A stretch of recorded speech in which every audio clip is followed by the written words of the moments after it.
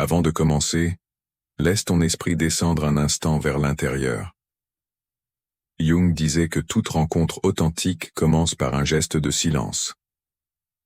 Si ces idées effleurent quelque chose qui vit déjà dans ton inconscient, abonne-toi, afin que cet espace reste un pont vers ta propre profondeur.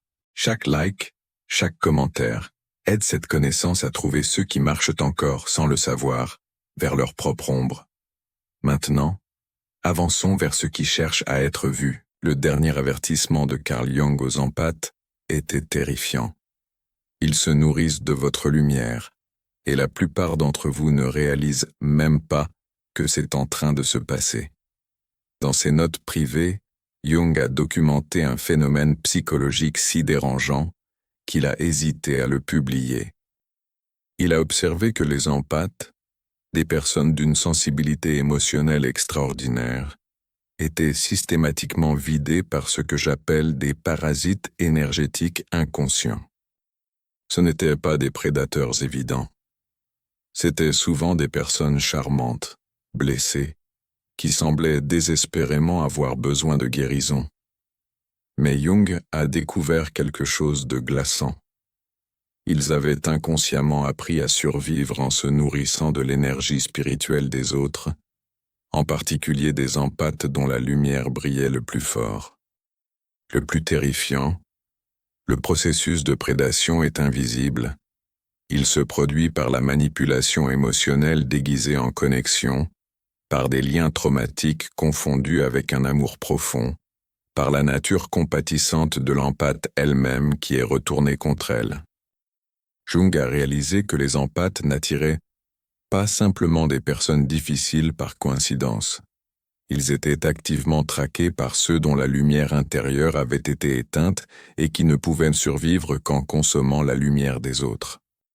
Rejoignez-moi alors que nous descendons dans le royaume de l'ombre de la psychologie humaine, pour exposer ces prédateurs invisibles.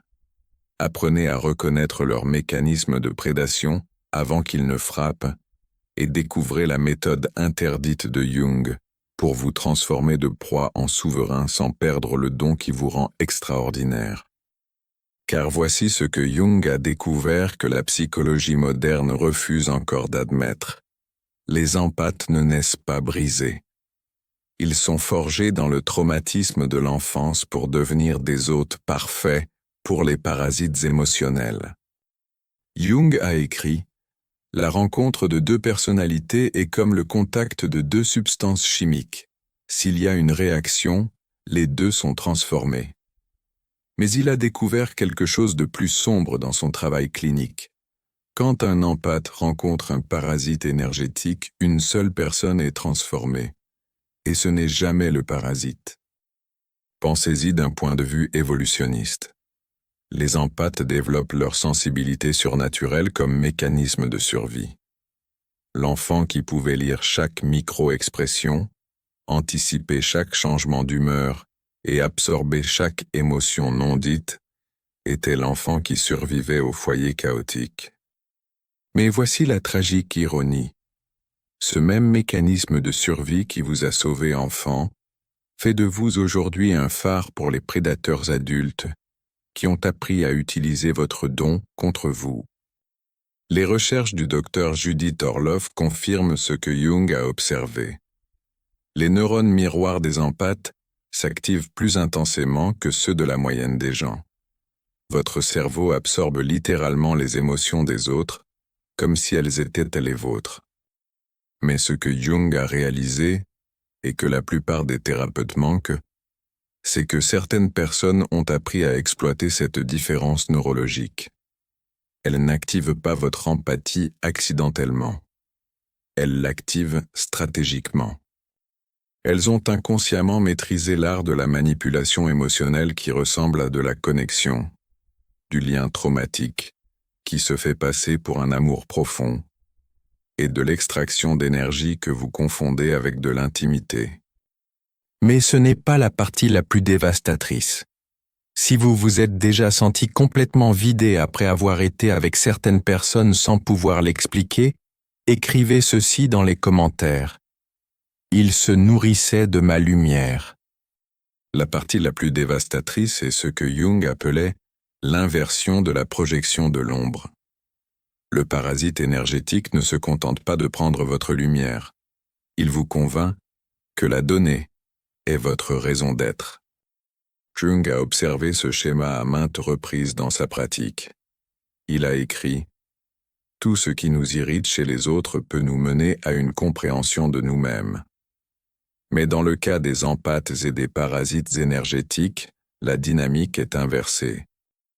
Le parasite projette son vide sur l'empathe, le convainquant que se sentir vidé est normal, que l'épuisement équivaut à l'amour, que l'appauvrissement signifie le dévouement. Pensez à la dernière fois où vous vous êtes senti complètement vidé après avoir été avec quelqu'un. Votre corps vous a probablement donné des signaux clairs. Fatigue soudaine, submersion émotionnelle, tension physique, brouillard mental. Mais au lieu d'écouter ces avertissements, vous vous êtes probablement dit que vous étiez trop sensible ou que vous réfléchissez trop. C'est exactement ce que le parasite énergétique a besoin que vous croyiez. Jung appelait cela ce que j'observe comme le gaslighting de l'inconscient. Quand l'ombre de quelqu'un convainc votre conscience que votre intuition est le problème. Voici comment fonctionne réellement le processus de prédation. Et c'est là que les observations de Jung deviennent terrifiantes de précision. Étape 1. La reconnaissance de la lumière. Les parasites énergétiques sont inconsciemment attirés par les empathes comme des papillons de nuit par la flamme. Ils peuvent sentir votre disponibilité émotionnelle à travers une pièce. Jung a noté que les personnalités narcissiques ont une capacité étrange à identifier les empathes immédiatement. Ils reconnaissent l'éclat de quelqu'un qui donne plus qu'il ne prend, qui ressent profondément, qui porte la responsabilité émotionnelle des autres. Étape 2. L'exposition de la blessure. Le parasite n'approche pas avec des demandes. Il approche avec de la douleur. Il partage son trauma, ses combats, ses émotions profondes. Il reflète votre profondeur, tout en cachant son vide. Jung a écrit « Le privilège d'une vie est de devenir qui l'on est vraiment. » Mais les parasites énergétiques ont appris à devenir ce dont vous avez besoin qu'ils soient. Étape 3. L'activation de l'empathie. Une fois qu'ils ont accroché votre compassion, ils commencent l'extraction systématique. Ils créent crise après crise qui nécessite votre travail émotionnel. Ils déversent leur trauma sans réciprocité. Ils vous font vous sentir spécial d'être celui qui les comprend quand les autres n'ont pas pu. Jung a observé que les empathes confondent être nécessaire avec être aimé. Étape 4. La normalisation de l'épuisement. C'est l'étape la plus insidieuse. Le parasite vous convainc que se sentir vidé est la preuve de la profondeur de votre connexion, que l'épuisement équivaut à l'amour, que votre submersion émotionnelle signifie que vous êtes une personne hautement sensible plutôt que quelqu'un qui est systématiquement appauvri. Mais c'est là que la compréhension de Jung devient révolutionnaire. Il ne voyait pas cela comme une simple dysfonction interpersonnelle. Il l'a reconnu comme un schéma archétypal, ce que j'appelle « le guérisseur blessé rencontre le dévoreur d'ombre ». Jung a écrit « La chose la plus terrifiante est de s'accepter complètement ». Pour les empathes, cela signifie accepter que votre compassion peut être utilisée comme une arme, que votre don peut devenir votre prison, que votre lumière peut être consommée si vous n'apprenez pas à la protéger. Dans la psychologie jungienne, chaque archétype a son ombre. L'ombre de l'empathe n'est pas la cruauté, c'est le besoin inconscient d'être nécessaire. L'addiction à réparer les autres parce qu'être utile semble plus sûr que d'être vu. La terreur de l'abandon si profonde que vous accepterez le vampirisme émotionnel plutôt que de risquer d'être seul. Les parasites énergétiques ne sont pas des gens maléfiques qui complotent consciemment votre destruction. Ce sont des êtres inconscients, poussés par ce que Jung appelait la fin de l'ombre pour la plénitude. Ils sentent en vous ce qu'ils ont exilé en eux-mêmes, la capacité de ressentir authentiquement, de se connecter véritablement, d'atteindre la profondeur émotionnelle. Mais au lieu de faire le travail intérieur pour réclamer ces qualités, ils ont appris à les voler aux autres. Ils se nourrissent de votre énergie émotionnelle parce qu'ils se sont coupés de la leur. Ils se baignent dans votre lumière, parce qu'ils ont éteint leur flamme intérieure. Cela crée ce que j'appelle l'effet vampire psychologique. Plus vous leur donnez d'énergie, plus ils en ont besoin. Plus vous essayez de les guérir, plus ils deviennent blessés. Plus vous partagez de lumière, plus leur ombre grandit. Ce n'est pas parce qu'ils sont intrinsèquement mauvais, c'est parce qu'ils sont psychologiquement incomplets. Ils ont renié leur capacité à éprouver des émotions authentiques. Ils doivent donc constamment la consommer à partir de sources externes. Comme une personne sans système digestif qui doit continuer à manger mais ne peut jamais être rassasiée. Maintenant, vous faites face à ce que j'appelle le choix impossible de l'empathe. Vous pouvez ressentir leur douleur, leur vide, leur besoin désespéré de la lumière que vous portez. Votre nature compatissante veut aider, guérir, les sauver de leur obscurité. Mais Jung a découvert quelque chose qui change tout. Vous ne pouvez pas guérir quelqu'un en le laissant se nourrir de votre essence. Vous ne pouvez pas ramener quelqu'un à la plénitude par l'amour en lui permettant de drainer votre lumière. Vous ne pouvez pas sauver quelqu'un qui est inconsciemment déterminé à rester perdu. Laissez-moi vous montrer à quoi ressemble ce schéma dans différents scénarios. Le vampire énergétique romantique. Sarah a rencontré David lors d'une retraite spirituelle. Il semblait profond, sensible, blessé d'une manière qui appelait sa nature de guérisseuse. Il partageait son traumatisme d'enfance, ses combats contre la dépression, sa quête de sens. Sarah se sentait choisie, spéciale d'être la seule personne à vraiment le comprendre. Mais en quelques mois, Sarah a remarqué qu'elle était toujours épuisée. David l'appelait pendant ses heures de travail pour des crises émotionnelles. Il déversait son trauma pendant des heures, sans lui demander comment elle allait. Quand elle essayait de partager ses propres combats, il les minimisait ou les ramenait à sa douleur. Quand Sarah a appliqué les principes de Jung, elle a réalisé que David ne cherchait pas la guérison. Il cherchait de la nourriture. Son empathie était devenue sa drogue, son travail émotionnel, sa béquille. Quand elle a commencé à poser des limites, le masque de David est tombé. Il l'a accusée d'être froide, insensible, différente de la personne qu'il pensait connaître. La vérité, Sarah avait cessé d'être sa source d'alimentation émotionnelle. David a donc commencé à chercher inconsciemment un nouvel hôte. Le parasite énergétique familial. La mère de Michael avait toujours été émotionnellement intense. Elle l'appelait avec crise après crise, le faisant se sentir responsable de son bien-être. S'il ne répondait pas immédiatement, elle le culpabilisait de l'abandonner. Elle menaçait de se suicider quand il essayait de créer des limites. Jung aurait reconnu cela comme l'archétype de la mère dévorante, le parent qui se nourrit inconsciemment de la force vitale de son enfant, plutôt que de la nourrir. L'empathie de Michael avait été utilisée comme une arme contre lui depuis l'enfance. Quand Michael a appris le parasitisme énergétique, il a réalisé que son épuisement n'était pas dû au fait d'être un mauvais fils. C'était parce qu'il était systématiquement drainé par quelqu'un qui n'avait jamais appris à réguler ses propres émotions. Poser des limites avec sa mère ressemblait à une trahison, mais c'était en réalité de l'autopréservation. Le vampire émotionnel au travail. Lisa travaillait avec un collègue toujours en crise. Cette personne monopolisait les réunions d'équipe avec des drames personnels, recherchait Lisa pour de longues séances de soutien, et faisait de son incapacité à fonctionner l'urgence de tout le monde.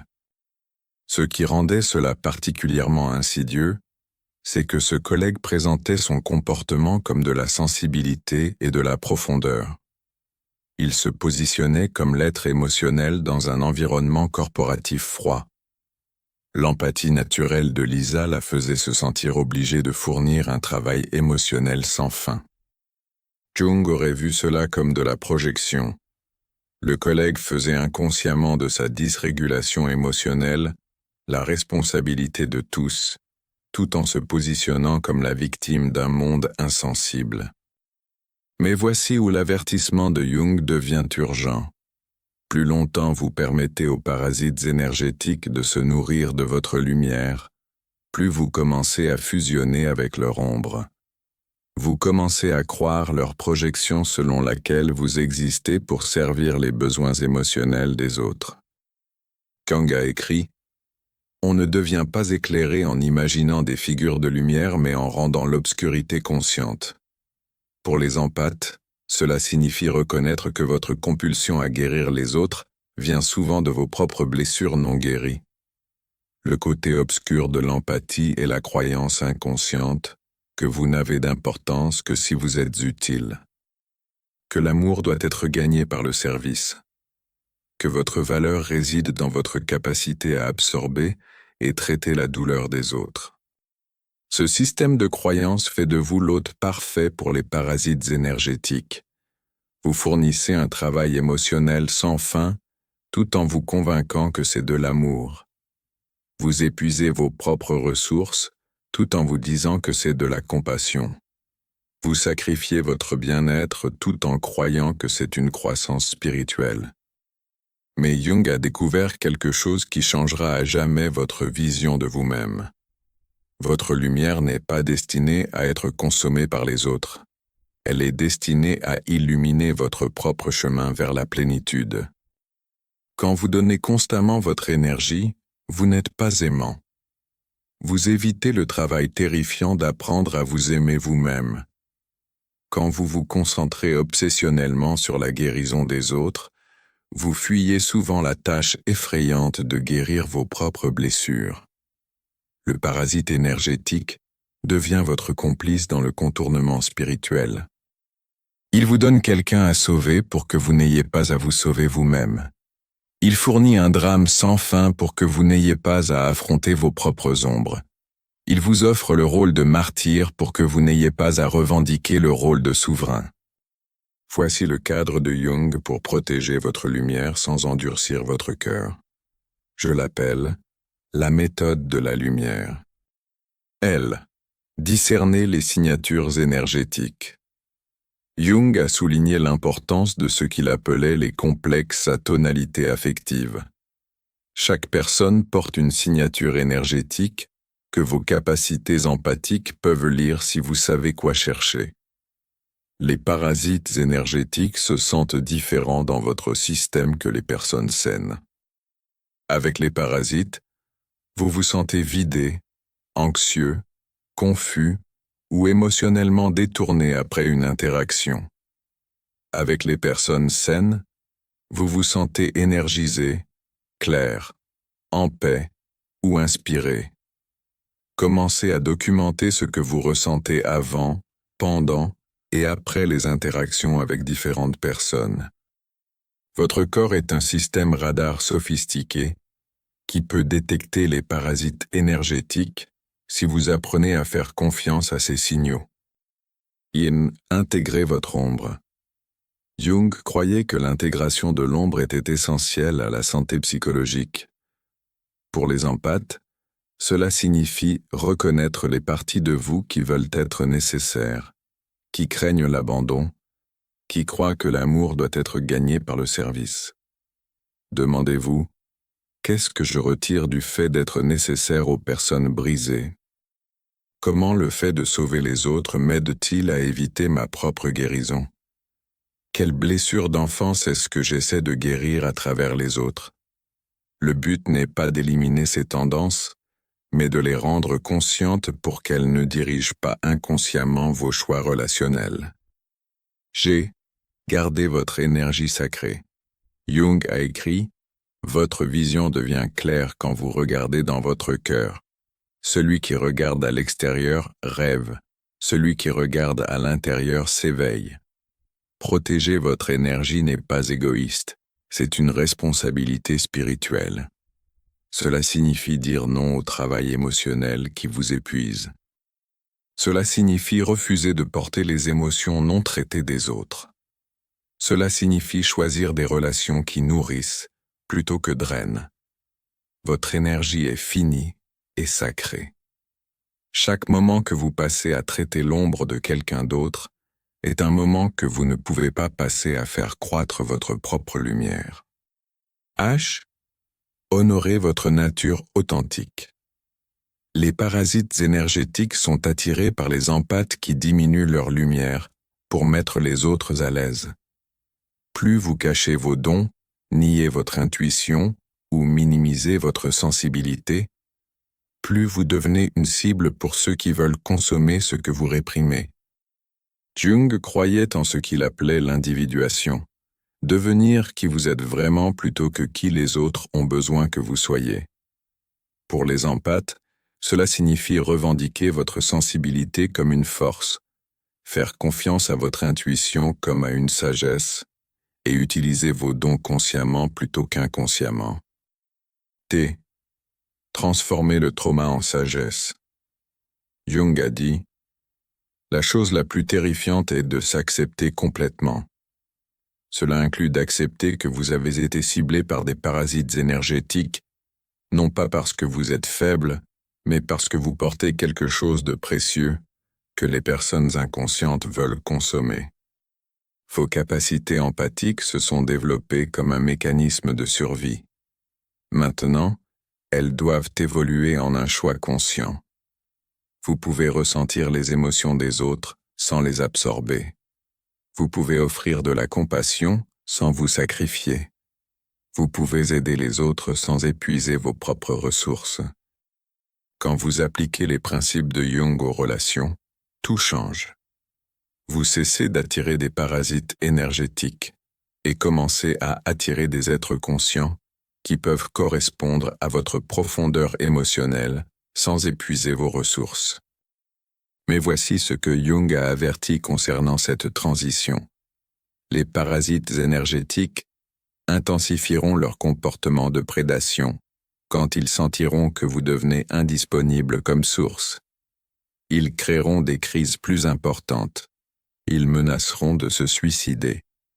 Ils vous accuseront d'être froid, égoïste, différent de la personne qu'ils pensaient connaître. Ils essaieront de vous culpabiliser pour vous ramener dans la dynamique de prédation, en vous rappelant leurs douleurs, leurs traumas, leurs besoins de votre soutien. Jung appelait cela ce que j'appelle l'explosion d'extinction de l'ombre. Quand les parasites ne peuvent plus se nourrir facilement, ils deviennent plus désespérés et plus manipulateurs. C'est en réalité un signe que vos limites fonctionnent, mais cela semble être une preuve que vous êtes cruel. Restez fort pendant cette phase. Souvenez-vous que leur escalade concerne leur addiction à votre énergie, et non votre valeur en tant que personne. Vous n'êtes pas responsable de gérer leurs émotions quand ils ne peuvent plus vous utiliser comme décharge émotionnelle. Les personnes saines dans votre vie respecteront vos limites et célébreront même votre croissance. Elles comprendront quand vous avez besoin d'espace, soutiendront votre parcours de guérison et réciproqueront l'énergie émotionnelle que vous investissez dans la relation. Mais voici la partie la plus importante. Vous devez devenir le genre de personne que vous voulez attirer. Si vous voulez des relations conscientes, vous devez devenir conscient vous-même. Si vous voulez des connexions réciproques, vous devez apprendre à recevoir autant qu'à donner. Si vous voulez un amour authentique, vous devez vous montrer authentiquement plutôt que de jouer le rôle que les autres veulent que vous jouiez. Jung a compris que cette bataille pour votre lumière est fondamentalement spirituelle. Il a écrit Le privilège d'une vie est de devenir qui l'on est vraiment. Mais les parasites énergétiques ont un intérêt acquis à vous garder petit, appauvri et inconscient de votre véritable pouvoir. Quand vous commencez à protéger votre énergie et à poser des limites, vous ne changez pas seulement la dynamique relationnelle, vous vous engagez dans ce que j'appelle la guerre pour votre âme. Ce n'est pas métaphorique. Votre essence, votre lumière, votre force vitale sont littéralement en jeu. Les parasites énergétiques utiliseront toutes les armes de leur arsenal pour maintenir l'accès à votre lumière. La culpabilité. Après tout ce que je t'ai partagé, tu vas m'abandonner. La honte. Je te pensais plus compatissant que ça. La peur. Tu es égoïste et tu finiras seul. La fausse urgence. J'ai besoin de toi maintenant plus que jamais. Les attaques identitaires. Ce n'est pas qui tu es vraiment. Mais Jung nous a donné l'arme ultime contre ces tactiques, la conscience. Quand vous pouvez voir la manipulation pour ce qu'elle est, elle perd son pouvoir sur vous. La vérité est que chaque fois que vous dites non au vampirisme énergétique, vous dites oui à votre propre évolution. Chaque limite que vous posez est un vote pour votre moi authentique. Chaque fois que vous refusez de diminuer votre lumière pour le confort de quelqu'un d'autre, vous choisissez la croissance spirituelle plutôt que la stagnation spirituelle. Cela ne signifie pas que vous devenez froid ou insensible. Cela signifie que vous devenez discernant. Vous apprenez la différence entre la compassion véritable et le caretaking codépendant. Vous découvrez comment aider les autres sans vous blesser vous-même. Mais voici ce que Jung a découvert et qui changera tout. Quand un empathe s'éveille à son véritable pouvoir, il devient dangereux pour les systèmes construits sur l'inconscience. Un empathe qui ne peut plus être manipulé, drainé ou contrôlé, menace chaque dynamique relationnelle construite sur l'inégalité. Vous devenez un miroir qui reflète l'inconscience des autres. Vous devenez une limite qui force les autres à prendre la responsabilité de leurs propres états émotionnels. L'empathe éveillé ne protège pas seulement sa propre lumière. Il devient un phare qui montre aux autres comment allumer leur propre flamme intérieure. Vous cessez d'être une source à consommer et devenez un catalyseur pour la croissance des autres. Mais cette transformation exige quelque chose qui terrifie la plupart des empathes. Vous devez être prêt à être détesté par les personnes inconscientes. Vous devez être prêt à perdre les relations qui étaient construites sur votre appauvrissement. Vous devez être prêt à rester seul plutôt que de vous sacrifier pour une fausse connexion. Jung a écrit « La rencontre de deux personnalités est comme le contact de deux substances chimiques. S'il y a une réaction, les deux sont transformés.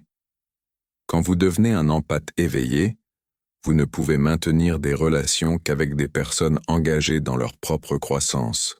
Tout le reste disparaîtra. Ce n'est pas un échec. C'est du discernement. Ce n'est pas une perte. C'est une libération. Ce n'est pas la solitude, c'est la souveraineté.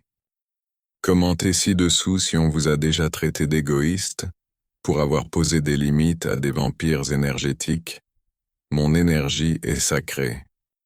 Vous découvrirez que vous préférez avoir une connexion authentique qu'une douzaine de relations épuisantes. Vous réaliserez que la qualité de la présence compte plus que la quantité de personnes. Vous comprendrez que votre lumière est trop sacrée pour être consommée par ceux qui refusent de faire leur propre travail intérieur. Il y a 3 niveaux de développement de l'empathe que Jung a identifiés, et comprendre où vous êtes vous aidera à progresser vers la véritable souveraineté énergétique. Niveau 1. L'empathe inconscient. Vous ressentez tout mais ne comprenez rien. Vous absorbez les émotions des autres sans le réaliser. Vous êtes constamment vidé, mais vous vous blâmez d'être trop sensible. Vous attirez des parasites énergétiques parce que vous n'avez pas appris à protéger vos dons. À ce niveau, votre empathie vous contrôle plutôt que vous ne la contrôlez. Vous êtes comme une radio qui capte toutes les fréquences, mais ne peut pas se syntoniser sur des stations spécifiques. La solution est de développer des limites émotionnelles et d'apprendre à distinguer vos sentiments de ceux des autres. Niveau 2. L'empathe conscient. Vous reconnaissez vos capacités empathiques et commencez à les utiliser intentionnellement. Vous pouvez ressentir les émotions des autres, mais vous ne les absorbez pas automatiquement. Vous avez appris des techniques de base de protection énergétique et pouvez maintenir certaines limites avec les parasites énergétiques. À ce niveau, vous commencez à voir la différence entre empathie et codépendance. Vous pouvez offrir de la compassion sans vous épuiser, mais vous luttez encore avec la culpabilité quand vous posez des limites et retombez parfois dans d'anciens schémas. Niveau 3. L'empathe souverain. Vous avez intégré votre ombre et revendiqué vos dons empathiques comme des capacités spirituelles plutôt que des fardeaux émotionnels. Vous pouvez ressentir profondément sans vous perdre. Vous attirez des personnes conscientes qui réciproquent votre investissement émotionnel. À ce niveau, votre empathie devient un outil de discernement plutôt qu'un piège à manipulation. Vous pouvez sentir les émotions authentiques des autres par rapport à leurs émotions jouées. Vous pouvez offrir une présence guérissante sans prendre les blessures des autres comme les vôtres. Le voyage du niveau 1 au niveau 3 exige ce que j'appelle le courage de décevoir. Vous devez être prêt à décevoir les parasites énergétiques qui veulent un accès illimité à votre lumière. Vous devez être prêt à décevoir les membres de la famille qui se sont habitués à vous utiliser comme régulateur émotionnel.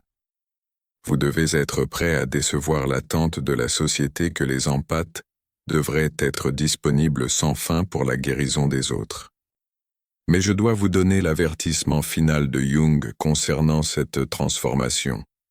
Une fois que vous commencez à protéger votre lumière, vous ne pouvez pas retourner à l'empathie inconsciente. Une fois que vous voyez les schémas de prédation, vous ne pouvez plus les ignorer. Une fois que vous goûtez à la souveraineté énergétique, vous ne pouvez pas retourner à l'esclavage émotionnel. Cette connaissance vous coûtera des relations. Elle remettra en question votre identité. Elle vous forcera à confronter les parties de vous qui préfèrent être nécessaires que respectées, qui préfèrent être utiles qu'authentiques, qui préfèrent être épuisées que seules. Certains d'entre vous utiliseront cette information pour justifier la construction de murs au lieu de limites. Vous deviendrez cynique quant à la connexion humaine, plutôt que discernant quant à l'échange énergétique. Vous confondrez l'indisponibilité émotionnelle avec la force spirituelle. Ne faites pas cette erreur. Le but n'est pas d'arrêter de ressentir ou de se soucier. Le but est de ressentir et se soucier consciemment, avec intention et sagesse, plutôt que par compulsion et inconscience. L'avertissement final de Jung était celui-ci. Le privilège d'une vie est de devenir qui l'on est vraiment. Mais devenir qui vous êtes vraiment exige de relâcher qui vous pensez devoir être pour le confort des autres. Votre lumière n'est pas une ressource à consommer, c'est une présence à incarner. Votre empathie n'est pas un service à fournir, c'est un don à partager consciemment. Le monde n'a pas besoin de plus de guérisseurs épuisés. Il a besoin d'empathes éveillés qui connaissent la différence entre l'amour et la facilitation, entre la compassion et la codépendance, entre le service et le sacrifice de soi. Si les gens ont commencé à vous traiter différemment quand vous avez cessé d'être leur décharge émotionnelle, commentez. Ils ont senti mon éveil avant que je ne l'annonce. Rappelez-vous la découverte terrifiante de Jung sur les empathes dont on se nourrit. Les parasites énergétiques qu'il a documentés n'étaient pas des monstres. C'étaient des êtres inconscients qui avaient appris à survivre en consommant la lumière des autres, plutôt qu'en allumant leur propre flamme intérieure. Jung a écrit dans ses dernières notes: « Les problèmes les plus grands et les plus importants de la vie sont tous fondamentalement insolubles. Ils ne peuvent jamais être résolus, mais seulement dépassés. Vous ne pouvez pas résoudre le problème des parasites énergétiques en essayant de les guérir. Vous ne pouvez que dépasser votre besoin d'être nécessaire pour eux. Mais voici ce que Jung a compris et qui change tout. Quand vous protégez votre lumière, vous ne la diminuez pas, vous l'amplifiez. Quand vous arrêtez de laisser les autres se nourrir de votre énergie, vous avez plus d'énergie disponible pour votre propre croissance, votre propre guérison, votre propre évolution. L'empathe qui apprend à garder ses dons ne devient pas moins compatissant. Il devient plus discernant. Il apprend à offrir sa lumière à ceux qui peuvent la recevoir sans l'épuiser, qui peuvent l'apprécier sans la consommer, qui peuvent l'égaler sans la diminuer. L'avertissement final de Jung ne concernait pas seulement la protection contre les parasites énergétiques. Il concernait la revendication de votre droit de naissance en tant qu'être conscient qui choisit comment utiliser ses dons plutôt que d'être inconsciemment poussé à les donner. Votre sensibilité n'est pas une malédiction à gérer, c'est un super pouvoir à maîtriser. Votre empathie n'est pas une faiblesse à cacher. C'est une force à manier consciemment. Votre lumière n'est pas du carburant pour l'obscurité des autres. C'est l'illumination de votre propre chemin vers la plénitude. Les parasites énergétiques dont Jung a averti ne peuvent se nourrir que d'empathes inconscients. Quand vous vous éveillez à votre vraie nature, quand vous apprenez à protéger votre essence tout en partageant vos dons, quand vous devenez souverain de votre propre champ énergétique, vous devenez immunisé contre leurs mécanismes de prédation. C'est la protection ultime. Pas des murs qui gardent tout le monde dehors, mais une conscience qui ne laisse entrer que l'amour. Maîtrisez cette distinction et vous ne confondrez plus jamais être drainé avec être aimé, être nécessaire avec être valorisé, ou être appauvri avec être dévoué. L'avertissement de Jung était clair. Ils se nourrissent de votre lumière. Mais sa promesse était encore plus claire. Vous avez le pouvoir de les arrêter.